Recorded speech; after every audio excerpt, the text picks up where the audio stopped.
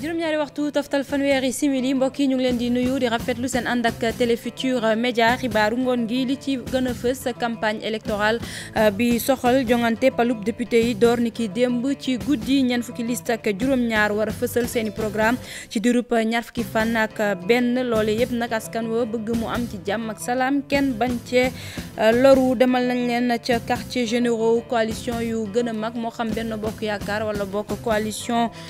gagnante wattu Sénégal ñoom ñëpp nag ñoo ngay nasaka nocc ci ngir ab campagne bu mucc ayib Abdoulaye Wade bu ñu moyul nag roplaanam du wàcc suba ci aéroport Léopold Sédar Senghor ndax bu ñu sukkandikoo ci kilifa yi aéroport ba ci mel na Pape Mayel Diop li mu xamle moo di ne jotaguñu ab demande boo xamante ne bàyyee ak demande boo xamante ne daal day doon ab certificat ngir rek certificat de navigabilité ngir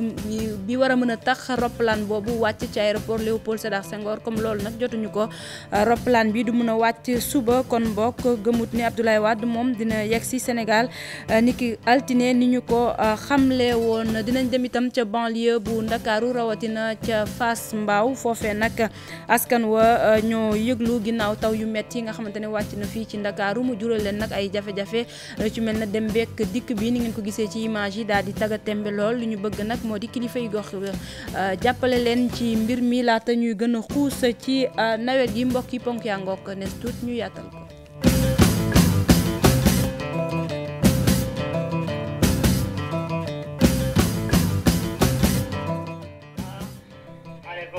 dellu di leen nuyu di leen dalal jàmm ci xibaaru ngoon gi Abdoulaye Wade bu ñu moyul nag suba roplaanam du wàcc fii ci aéroport Léopold Sédar Senghor ni ñu ko xamle woon ki ko xamle nag di kenn ci kilifa aéroport bi di Pape Mayel Diop moom li mu xamle moo di ne ba tey jotaguñu daal ab demande lu ci mel ne certificat de navigabilité boo xamante ne moom moo war a mën a tax roplaan ba atterrir wala bokk wàcc foofu ba tax na mu ne gëmut mu doon suba loole nag mu ne du loo xamante ne ñoom ñoo ko fi indi fii lañ ko fekk ndax décret bi taxawal charte boobu ci atum 2004 la ñu ko daal di fësal dañ ci ànd ak Cheikh Tidiane Thion. kilifa yu aéroport Léopold Sédar Senghor jotaguñu benn demande pour ab certificat de navigabilité bi tax roplaan bi war a indi Maître Wade mën na naaw diggante France ak Sénégal. directeur général bu aéroport du Sénégal moo indi leeral bu ni mel Pape Mayel Diop jàpp ne opposition bi wax loolu dafa fekk rek mu lajj bëgg wut buzz. damay wax ci yàlla tax directeur général ANACIM monsieur Maguette Maram Ndaw àjjuma ba 20h ma nga bureau xam nga lu tax mu def ko li ma nee tax parce que bu wàccoon 5h ñu ne xam naa aéroport dañ koy yónnee 6h daal di ne moo ko def expert teel a wàcc pour bañ ko traité waaye ku toog sa bureau ba 20h am nga yéene boo jotee dara mën ko traité. ba léegi jot nañ dara ci demande. ñuy wax ni am nañu dara administration bind la boo déposé demande d'emploi fenn dina am décharge. directeur général aéroport yemul ci précision boobu Pape Mayel xam ne ne ci ay mbiru certificat de navigabilité dafa am ab décret buy wax nu ANACIM war a taxawee ci mbir yooyu. yu mu war a jël dafa war a bind direction générale aviation civile am ay laaj ak conditions yi ci nekk mooy dina xam avion bi ban type avion la. dinañu xam ndax am na assurance dinañu xam ndax am na certificat de navigabilité mën na naaw dinañu xam pilote yi ñooy ñan ban dëkk la ak yooyu dañ ko war a xam mais bu fekkee loolu nag buy am dañu sukkandiku ñoom ca ñoom décret ba nu jëloon ci 2004 li ma wax yëpp fa nañ ko laajtee ni avion balaay wàcc privé 72 heures boo juumee da ngay nangu da ngaa juum mais la ñuy def ni mooy wax lu dëgg pour ndax sénégalais yi li tax loolu nag si sama xel bu gàtt mooy nanu ñëw indi def buzz. pour fay Khalifa Sall ndax xeex gën a xeex seen biir ñun suñu new ci mais la preuve tey bu ñëwee ni dafa jël vol Air France vers Air France kenn ko tere mu wàcc bon lépp li nga gis nii rek dañ koy wax pour lax saay président Macky Sall mosul joxe instruction ba tey jii ma toog nii ndax damay wax itam sama diggante ak sama borom du président du premier ministre du ministre amul kenn ku nu wax lu jëm ci ñëw Abdoulaye Wade. ci ka fàttali coalition gagnante Manko Wattu Sénégal dañoo accusé nguur gi ne dafa bëgg tere ñëw ak Maître Wade ci campagne bii. mooy loo xam ne coalition Benno Bokk Yaakaar daf ko weddi ba mu set wecc. analyse am def lépp mu ñëw ne la mu nekkoon Dissa Préra ak Pape Mayel Diop njiital ADS ñu wax ci campagne électorale bi soxal jongante palub député yi ni ñu ko waxee woon ci bopp xibaar yi door na niki démb ci guddi bi 0h jotee lu toll si ñeent fukki liste nag ak juróom-ñaar daal dinañu samp seen dënd bokk ci yooyu le jongante am nañu nag ñaar fukki fan ak benn ngir fësal seeni programme waxtaan ak askan wi wax leen li war a mën a tax ñu wotal leen bu ñu yegsee ci yooyu le élection ñu jàpp ko fanweeri fan ci weeru juillet askan wa moom li mu bëgg moo di lépp ñu amal ko ci jàmm ak salaam kenn bañ cee loru ñu teewlu ci ab récit bu Adiatala. li ñu doon xaar ay weer ci ginnaaw egsi na tey jii ubbi nañu campagne électorale bi ngir rekk waajal jongante palum ñi war a toogal askan wi ci pencum ndaw réew mi mu nekk ay xëccoo yu am solo am tamit li ci gën a fës bokk na ci limu liste yi war a bokk ñu ëpp ñeent fukk ñëpp fas yéene jongante ñu bëri daal di ngañ sakkan yi liste yi sakkan dem ba am ñu ne ñàkk fu laalal askan wi moo waral lii yëpp ñeneen di ne rawatina kujje politique bi njort nañ ne nguur gi moo nekk ci ginnaaw ay liste yu bëri yi ndax rekk li ëpp si ñi jiite liste yi kenn xamu leen ci géew politique bi bëri na lu ñu doon nemmeeku ay fitna wala xiiro ak ŋaayoo ci biir campagne électorale ci biir réew mi wante li ñu gis ren ji mooy ñu bëri ci ñi jiite liste yi dañu daal di woote rekk dal di ñaax askan wi tamit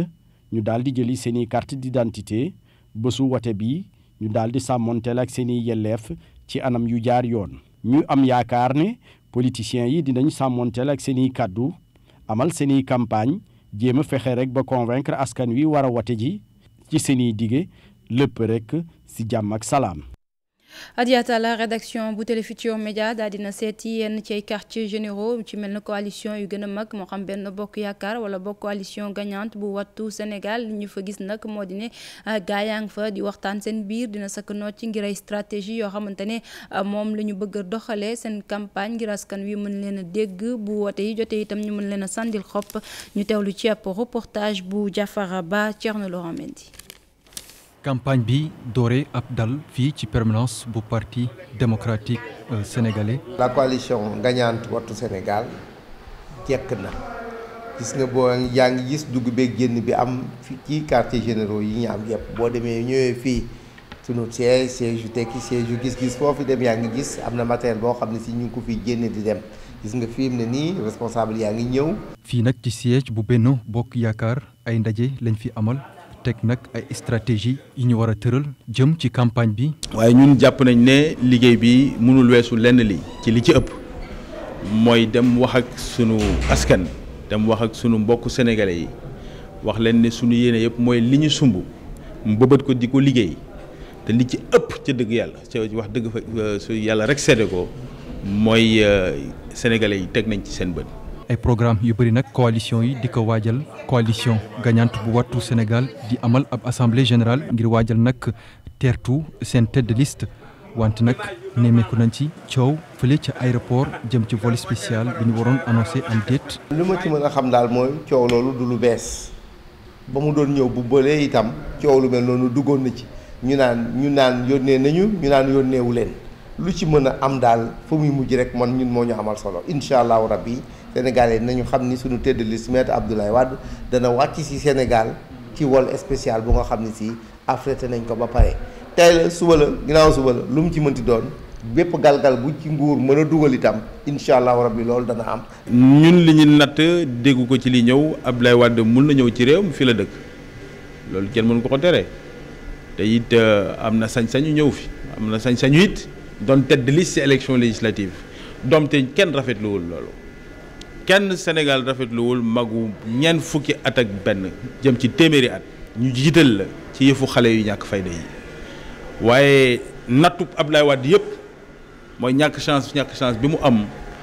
ay taaw yu matul taaw làqu seen ginnaaw bàyyi di ko jiital ci xeex te bañ a dem jiitu ñoom seen bopp.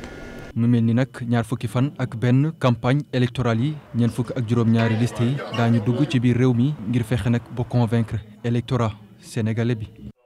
Alassane Ba kii moom wàcc na ci terrain bi door xaat campagne bi moom mooy njiital convergence patriotique pour la justice et l'équité muy Demba Diop moom nag daal dina rek jege askan wa dëkkee ca banlieue bu Ndakaaru waxtaan ci lu soxal inondation yi jàpp nañ ne lu leen soxal bu baax a baax la ba tax na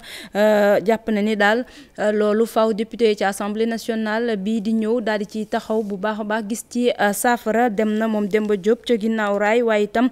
ca Fass Mbao dañ ci ànd ak Salif Sow Asmalik Diop ñoo tàttaan ay kàddoom moom Demba Diop. inondation métti woon na Sénégal kenn amul woon bunt ma dem à l'étranger dajeeg matériel jënd ko indi ko bàyyi ko ñu ciy liggéey tey inondation yi nekk ci àll bi yi ngeen di dégg bu ñu ne man la ñuy woo man maa koy defar keneen defar ko sama entreprise la parce que tamit dama ko xalaatoon avant muy ñëw suuf si comme ni ñu waxee ci géej gi dañu am solution indil ko état amoon nañu koo xam ne mooy liggéey Guinée équatoriale kon loolu boo ko solution ba mi ngi sama loxo du loo xam dama koy jéegaani parce que ñooñu samay xarit lañu dragage port ñoo koy def kuy mun def dragage port mu automatiquement mooy parce que am nañu presque plus de 100 bateaux de dragage ñooñu pour ñu liggéey lu mel ni comme foofu kaay lay nekk si ñoom ñun Sénégal moo nanguwul loolu c'est-à-dire quelquefois doo comprendre la moo tax ñu bañ yenn solution yi solution boo xam ni du coûter état bi 1 franc am ay terres en plus pour mu mën a mettre en condition ces populations état bi bañ ko doo comprendre la moo tax état bi di ko bañ donc yooyu yëpp boo amee groupe parlementaire c'est facile pour nga régler ko pour le affaire tefes yi avancé bi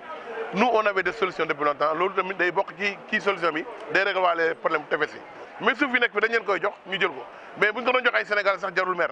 mais duñ ko jox Sénégalais ay étranger lañ koy jox lañ ci loo xam ne ñun boo laajee benn ñu jox leen téeméer te ñun bu ñu laajee benn bi nit ñi kaas loolu la ñuy wax ne que loolu mënta nekk mënta continuer vraiment nañu seet bu ñu demee assemblée naka lañ koy régulariser ba loolu jàll ba jeex. ci campagne bi la ñuy des ba léegi coalition libérale ca Sénégal ca kanam ma nga woon ca Ndar Géej lu ñu bëgg moom maître Ousmane Ngom ak ki ñooñam moo di am lu mu gàtt gàtt ñaari député foofee ca Ndar Géej ba tax na ki ñu fa jiital di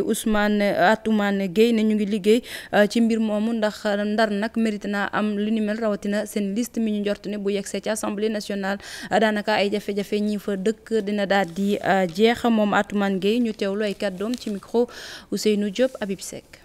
néew na nu gis benn nit doomu Ndar bu taxaw assemblée di défendre sunu quartier yi nga xam ni inondation yi environnement yi éducation yi santé yi dara doxatu si normal mais amaguñu chance vraiment am député yi nga xam ni dinañu taxaw représenter Saint-Louis loolu moo tax nag nu jóg takku ànd ak suñu frère maître Ousmane Ngom pour relever vraiment défi yooyu bëgg ci jàpp bu baax Ndar gën a am taxawaay au niveau national. ndax Ndar kat tey moo waroon jiitu waaye gis na ni tey dafa des gannaaw donc loolu moo tax tey nu jatu taxaw na soccant pour dem représenter assemblée nationale ba nga xam ni Ndar ci boppam waxuma la au niveau du Sénégal mais dans le monde entier Ndar dana ci sentir boppam. ca Linguère Djibo Leyti Ka ak ñi mu àndal ñoom it ñu ngi def seen kéem kattan ci campagne boobule li ñu bëgg moo di ne bu ñu yegsee ci fanweeri fan ci weeru juillet coalition Benno Bokk Yaakaar daal di am ndam ci yooyu le jongante moom Djibo Leyti Ka dañuy teewlu ay kàddoom ci micro suñu naataango foofee ca Linguère di Modou Mbaye. Il y a 19 communes au Jolof yaakaar naa ne ñëpp ñëw nañu fees del gudd lool ndaxte y a 21 orateurs ñu jël kàddu métti woon nax parce que gars yi xamul lan mu xew bu liste yi génnee te bokkuñu ci weer de bokku ci dañu mer bu fut comme man comme président n'était pas au Sénégal naxaar bu mu ñëw ñu waxtaan mais buñ ci waxtaan na ak moom lu yaatu xam naa lu xew léegi ma ne gars yi tey bon na suma sago comme on s'est compris xam nga lu xew léegi URD fépp fu mu amee mairie na fa raw ñëpp ci biir Sénégal biir département bi fépp fu nga xam ne URD am na doole foofu na jiitu na Benno Bokk Yaakaar jiitu ci gox boobu ci commune boobu comme ni gars yi xam ne on a mis la main à la pâte c'est pas parce que on n'est pas sur liste qu'on ne va pas faire la campagne comme il. jongante palub député yi nag ngir nga mën cee bokk faaw rek nga am sa carte électeur fële ca Ziguinchor nag gaa yaa ngi ñëw di jël ndànk-ndànk seeni carte électeur loolee nag ki nga xamante ne moom mooy njiital coalition kaddu askan wi di Abdoulaye Baldé rafetlu na ko. waa coalition Benno Bokk Yaakaar itam ñu ngi sàkku ci nit ñi ñu ñëw jël si seeni carte ngir mën a bokk ci yooyu lay jongante waaye moom Abdoulaye Baldé maire bu Ziguinchor li mu ci teg moo di ne mi ngi woo ndaw ñi daal ñu bañ a indi dugg daal ci lépp loo xamante ne dafa nuru fitna ci boobule campagne. dañ ciy teewlu suñu correspondant Boubacar Diassi. ndaje ju jëkk bu Benno Bokk Yaakaar dafa doon ndaje bi nga xamante ni dañu ñaax askan wi ngir mu jëli ay carte d'électeur am ci commission yi ñu ko jagleel. lenn rek laa leen di ñaax mooy képp ki nga xam ne retiré gu loo sa carte d'identité nga fexe nga jëli ko semaine bi nañu fexe ñu retiré carte yi des yëpp. coalition kaddu askan wi mi jënoo ak taskat xibaar yi dafa daal di ñaax moom képp ku bokk ci campagne bi mu fexe ba xaste bañ a am. lu ñuy ñaan mooy dara bu ñu jaral saaga wala wax kaddu yu teggiwul jaru ko parce que ñun ñëpp ñoo bokk Ziguinchor parce que am na ñi nga xam ne boo amulee argument rek saaga rek ngay def. dañuy ñaan lu ñuy wax nañ ko wax ci kaddu yu set jarul xas jarul saaga loolu yëpp jaru ko parce que suba ñu ñooy daje. kaddu askan wi ak Benno Bokk Yaakaar daal di digle ni dinañu jël ñaar fukki fan ak benn yi loi bi jagleel campagne bi ngir waxtaan ak askan wi. ñu dellu si fii ci ndakaaru wax ci taw yu wàcc démb fii ci capitale bi ba tax na ca banlieue bu ndakaaru rawatina ca Grand Mbao foofee nag askan wa daanaka ay jafe-jafe la leen jural ndax ndox mu bëri mi nga xamante ne am nañ ko foofulee ci seen gox ba dem bekk dikk bi daal di tagatembe lool lu ñu bëgg nag moo di ne kilifa yi nga xamante ne ñoom ñoo fay yeewoo ñu jàppale leen bu baax a baax laata ñuy gën a xuus ci nawet gi yeneen i jafe-jafe di yegg si Salif Sow moo taataan seen i kàddu. situation bi daal metti rek la def ñun ñi ngi bëgg a dee ndox maa ngi fi amuñu ay canalisation amuñu dara oto yaa ngi nii mënuñoo jàll nit ñi mënuñoo jàll gis nga sareet yi ñooy jàllale nit ñi maire baa ngi nii nee na amul budget bu ko defar ñun sonn nañ fi mu ne nii ci mbaaw ñi ngi bëgg a dee ñun waa mbaaw fi mu ne sonn nañ ku ñu utal ay canalisation moom lañ bëgg lii ëpp na 10 ans boobu ba léegi mi ngi fi jamonoy Abdou Diouf ba jamonoy Abdoulaye Wade ba ci Macky Sall lii jógewu fu ba tey mi ngi fi bu ci buntu mairie bi la ne nag loolooy gën a moo gën di nekk gàcce nag nit ñi ay sareet la ñuy jàllale 100 francs la ñuy fay ci sareet yi ñu leen di jàllale fii ñaar fukk la ñuy fay chaque jour bu ku ko amul da ngay xuus jàll oto yaa ngi nii circulation baa ñuy bëgg a rey fi mu ne boo jógee fii jëm Dakar 2 heures de temps 3 heures de temps ngay am neexul fan yëpp ñu ngi fii taal ay pneu di manifester wa il paraît que dafa am benn tuyau bu nekkoon ci ginnaaw nii côté raay bi ci ginnaaw mais il paraît que ñi doon defar train yi ñoo ko toj ba il a fallu que dafa fatt ba nga xamante ni léegi ndox bi dootul mën jàll te looloo waral problème bi ba pare biir mairie bi sax dafa am ndox bon li ñuy sàkk mooy ñi yore affaire urbanisme ak ñi yore affaire plan ak ñi yore affaire transport état bi en grosso modo ñoom ñoo war a jóg ñëw jàpp ci lii. même pas yi ak maire yëpp dañuy daanu su biir ndox mi yow di noonu il faut nga ñëw ngeen visité foofu ngeen xool kii doom Dakar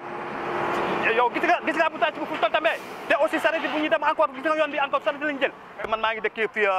cité enseignant fii mais foofu je pense moom moo gën a garaaw fii quoi waaw faute état la même Macky Sall si boppam est-ce que gis na lii est-ce que gis na ko ca Sédhiou la ñu jëm foofe nag dem bekk dikk wi daanaka moto jakarta yi ñoom ñoo ko yor ñu bëri ci ndaw ñi nga xamante ne ñoom ñoo fay yeewoo te amuñu xëy amuñu métier ci jakarta yi la ñuy yëngu li ni mel nag tax na ba accident yu bëri ñuy nemmeeku foofe ca gox ba ñu ne jakarta yi ñoom ñoo koy indi amal nañ fa nag ab lël ngir tàggat leen ñoom ñi nga xamante ne ñoom ñooy dawal moto yi ñu jox leen nag ay gilet waaye itam ay casque lépp loo xamante ni daal aju na ci seen wàllu kaaraange daal dinañ leen koy jox ngir wàññi bu baax a baax accident yi nga xamante ni moom la ñuy nemmeeku foofee ca Sédhiou ñu fekk fa suñu correspondant Bakary Konté. mat nañu ci 400 conducteurs moto Jakarta ñoo xamante ne moom la ñuy jot a formé fii ci diwaanu Sédhiou pour ñu mën a xam code de la route mën a éviter ay accident bu ñu paree ci formation bi dañ leen équipé ay gilet ak casque loolu nag mouvement masse moo ko amal. bi ñu tàmbalee def ñaari cohorte 200 conducteurs ñeneen toog gis ne ñoom tamit dañ ko soxla amoon nag ñoo xamante ne bi ñuy tàmbali dañu yaakaar ne yëfu caaxaan na wala leen moo ci rax mais bu ñu demee bi gis ne Sédhiou intérêt Sédhiou moo ci nekk seen propre intérêt moo ci nekk moo tax ma ne leen ubbil leen liste yi ngeen jëlaat yi nga xamante ne bëgg nañu ñu former leen ñu équiper leen ndax siège yu changé accident yi su demee ba wàññeeku rek loolu ndam la te loolu lañ ci jublu. gis nañ nag bu ñu amalee ay formation accident yi dañu wàññeeku loolu fii ci diwaanu Sédhiou ku ko xamale di Assane Dramé président conducteur moto Jakarta yi. Depuis notre formation du premier passage avec le mouvement Action Solidaire. Depuis ñu amal première formation bi ak mouvement Action Solidaire fii ci diwaanu Sédhiou gis nañu accident yi ñu ngi wàññeeku loolu dafay mel ni code de la route boo xamante ne ñu ngi koy jàngal nit yi ñu ngi koy respecté ci yoon yi loolu tax na ba accident yi gis nañu dañu gën a wàññeeku fii ci yoonu Sédhiou yi. Il y a moins d'accidents dans les routes de Sédhiou vraiment. Moi personnellement avant de man personnellement bu may ñëw ci formation bi lu bëri xamuma ko woon wante tey bu ñu paree formation bi am na lu bëri loo xamante ne tey jàng naa ko lu ma war a jàng ci ñaari weer jàngal nañ ko ci ñaari fan kese loolu tax na ba ma ne formation bi lu bénéfique la. Pour nous, moi personnellement. Après ndaw yi nekk ci commune bu Médina Wandifa Goudomp Bounkiling Bignona Kolda ak yeneen gox ñoom ñëpp ñu ngi solliciter formation bi léegi loolu nag pour ñu mën a éliminer accident yi yoo xamante dañu bëri fii ci Sénégal. jaajëfal ko moom Bakary Konté wax ci lu soxal wàllu caada ak fecc culture Joola daal dinañu amal nag xew-xew bu am solo ca terrain bu Fass xew-xew la boo xamante ne ña fekk baax ca Mandégane ñoom ñoo koy amal Mandégane nag ab gox la bu nekk ca département bu Bignona saa yu ñuy amal xew-xew boobu nag seeni doom yi ne ci bitim réew sax dañuy yegg si ngir rek gën a dooleel mbir mi lépp nag ngir rek fàttaliku li nga xamante ne moom la fi seeni maam bàyyi kenn ci ñoom di Mamadou Sané ñu teewlu ay kàddoom ci micro Cheikh Tidiane Dione. li ñuy def nii bukkut lañ tudd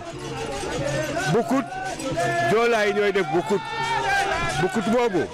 ku demul bukkut yow des na da ngaa des ah voilà mooy néeg góor bukkut mooy néeg góor soo demee bukkut yow léegi da ngaa complété waaw dañuy def loolu rek. mais affaire bi yëpp dëkk bu Mandégane ku bugg a gis cosaan Joola mu dem Mandégane da nga koy gis. tey ñun Mandégane waa Fass ñoo aaye sur la cérémonie de danse à Dakar waaw moo tax ñu koy organiser Dakar. alors ñaata section ñoo wuy si tey kon. section yi fi nekk tey ñi war a wuy si tey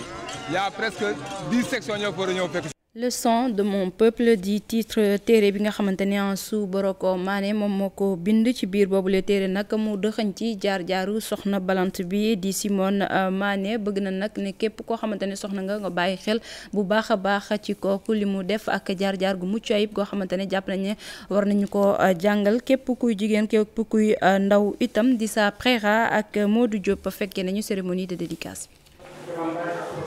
ci ñaareelu téere bi mu xatim Ansou Boroko Mané di fàttali aada ak cosaan Balante jom njub dëggu bokk na ci valeur yu livre bi di waxtaane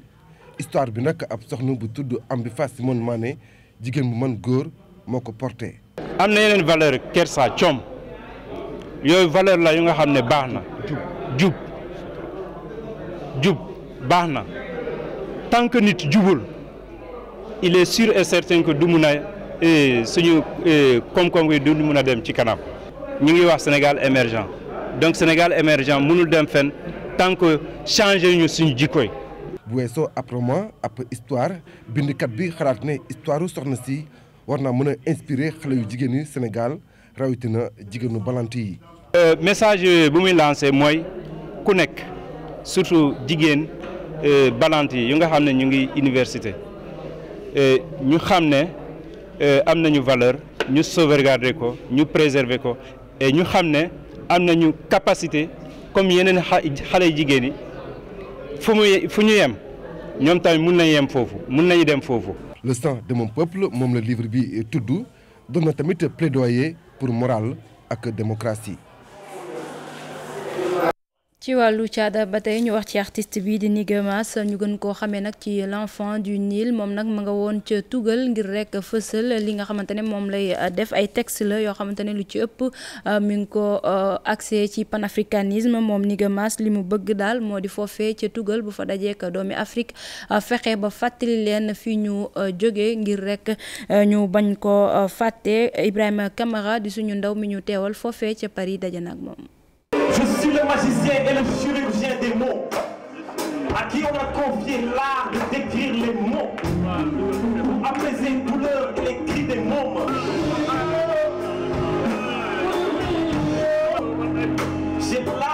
si salle bu mythique bu New Morning bi ne si diggu Paris le Nigamas amal ab concert am moom mi ñu duppee l'enfant du Nil di addu si boolo Afrique ni ko yenn magu Afrique yi bëggee woon na. message bi nga xamante ni moom laa yeete di ko jox peuple Afrique bi nga xamante ni ñoom ñoo nekk fii ci diaspora bi doomu Sénégal yi nga xamante ni ñi ngi fii xamuñu seen aada ak seen cosaan xamuñu fan la ñu jógee xamuñu seen cosaan day yeete ba pare di jox cër doomu aadama di jox cër ñi nga xamante ni ñoo ñu bàyyi woon ci liggéey bi muy mel ne Cheikh Anta Diop muy mel ni Lumumba ak Thomas Sankara ak yi mel noonu nga xamante ni dañoo bëggoon ñu moomaat suñu bopp. Nigamas di faral di produire fu bari ci Europe itam. professionnels yi nga xam ñoom ñooy def spectacle concert yi mag yi fii ci Europe nangu nañu d'accord nañu mën a liggéey ak man ci yeneen i concert ak yeneen i projet yoo nga xamante ni ñu ngi ci waxtaan te bu soobee yàlla bu sottee